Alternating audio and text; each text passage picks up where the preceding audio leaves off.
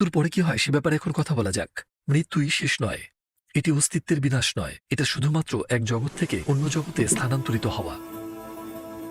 যেমন আমরা এক বাড়ি থেকে অন্য বাড়িতে প্রবেশ করি, এটা এক ভিন্ন জগতের যাত্রা।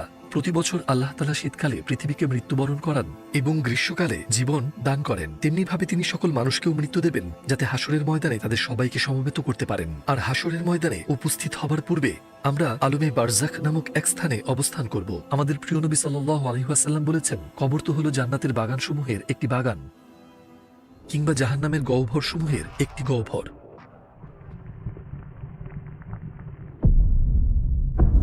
হ্যাঁ, আপনি এখন মৃত্যুবরণ করেছেন।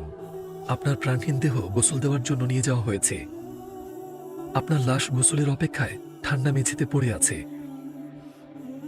আপনার কাফন, খাটিয়া সবই তৈরি। দরজার বাইরে আপনার পরিবার অপেক্ষা করছে।